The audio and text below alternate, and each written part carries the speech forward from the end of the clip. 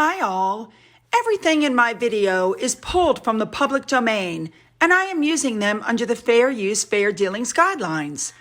Everything I say is my own opinion. You should look into this information for yourselves, but I'm pretty sure I'm right. Good morning, everybody. All right, this is not one of Kate's glamour shots, I know, but there was something about her face as she's watching William try to shoot this crossbow. I just couldn't help myself.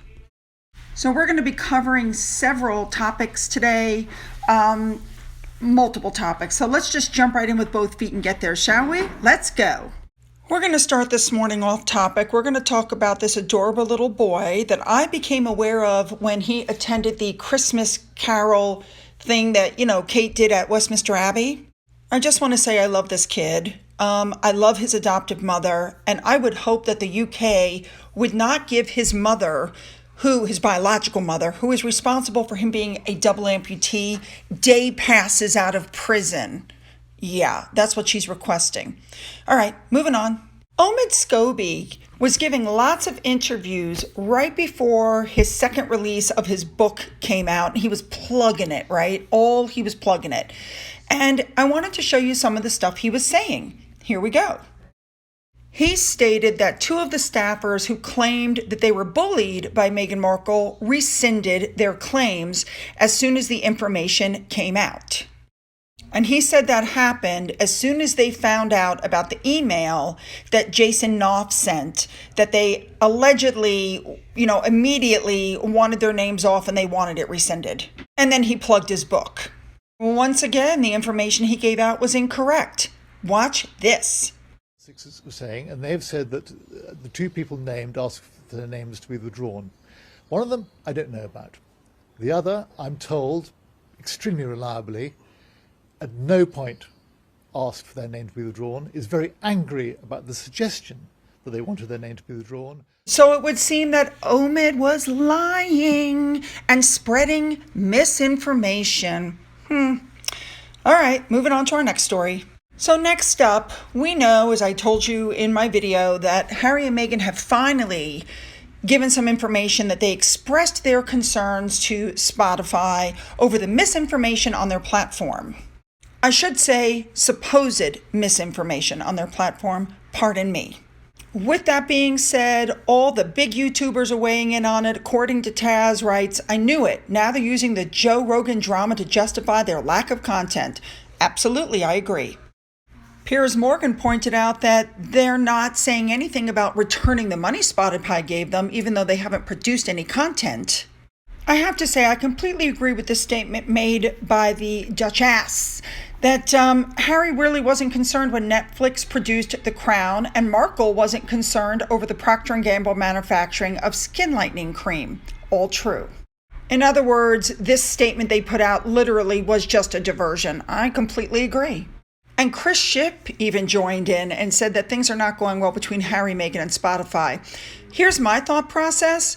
I hate to think that Spotify would be so stupid, but I hope in their contract they put something that said that if they don't complete their contract, they have to give the money back.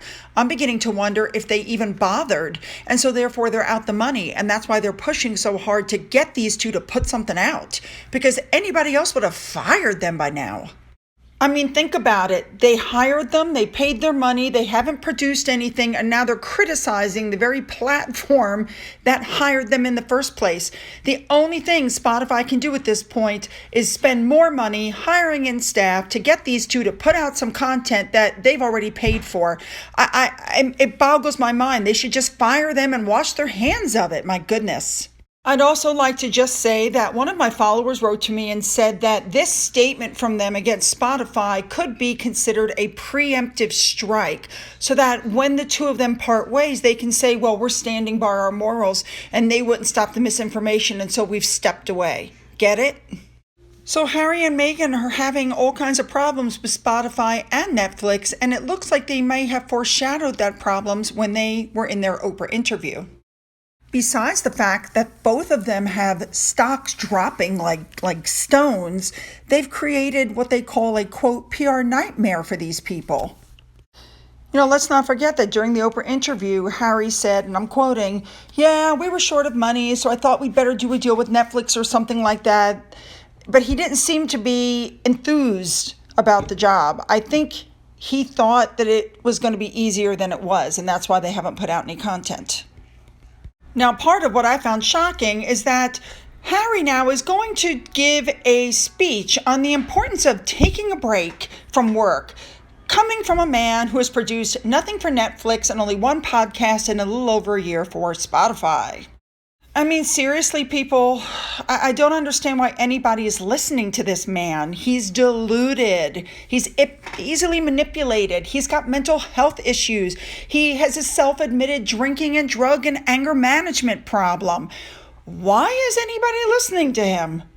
Here's Harry in his late 20s, drunk, dancing on the edge of a pool, where he promptly loses his balance, falls in, and almost whacks his head on a piece of wood going across the pool. So what does he do? Oh, he dances his way over to the very edge that he just fell off, soaking wet, gets up there, and continues to party. This guy is like out of control, and I think he's out of his mind. Yeah, there he is.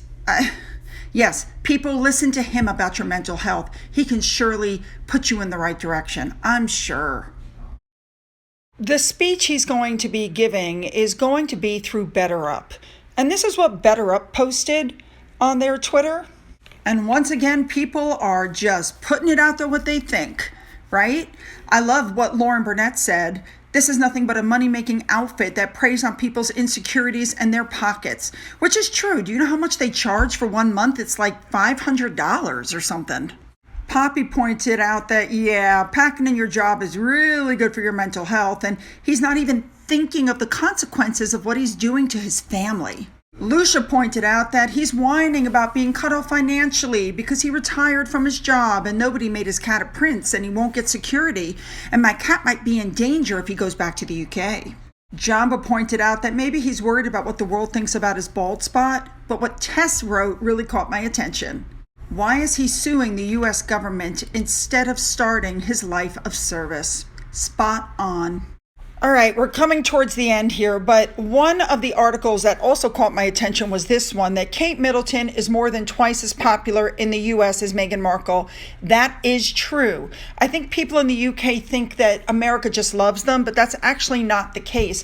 I've spoken to several people at my jobs. Half of them don't even know who she is, and the half that does know who she is doesn't like her. They really don't. They see her as a money-hungry individual, which, in my opinion, I agree. I think she is.